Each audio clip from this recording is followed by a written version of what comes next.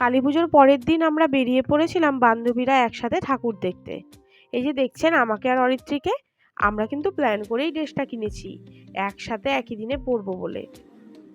কেমন লাগছে আমাদের দুজনকে জানাবেন কিন্তু কমেন্টে।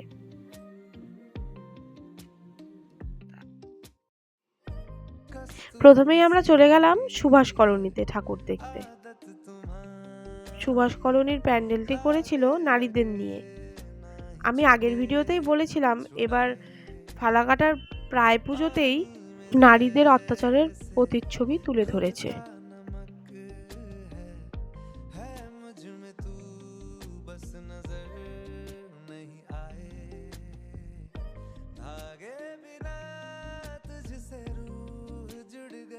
তারপরেই আমরা সবাই মিলে উঠে গেলাম টোটোতে উদয় সংঘ দেখার উদ্দেশ্যে।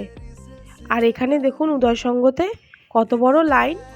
আসলে উদয় সংঘতে ভূতের প্যান্ডেল করেছিল এবং সেটা দেখার জন্যই এত ভিড়, এত ভিড় এবং এত বড় লাইন ঠেলে আমরা ভিতরে ঢুকে গেলাম।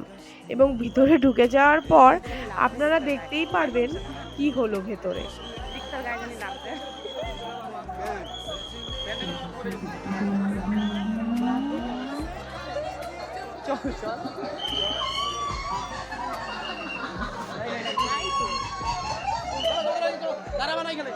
নাই তো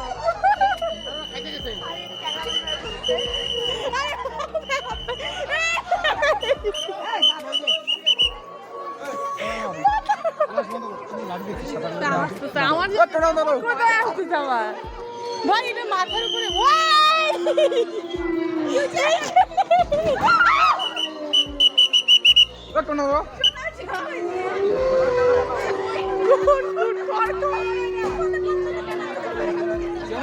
বললাম তো ক্যামেরা বতো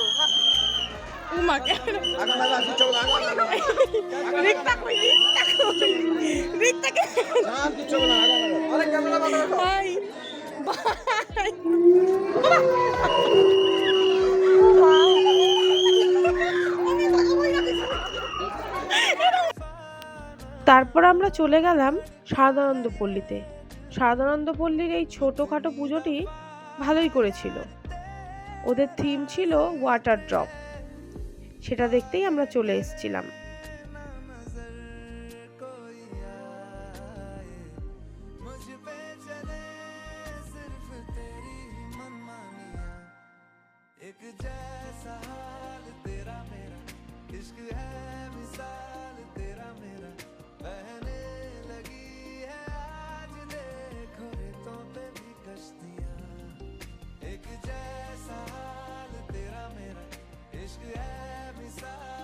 তারপরেই আমরা চলে গেছিলাম মহাকাল বাড়িতে, কিন্তু মহাকাল বাড়িতে গিয়ে ভিড়ের এত চাপাচাপিতে ভিডিও আর করে ওঠা হয়নি।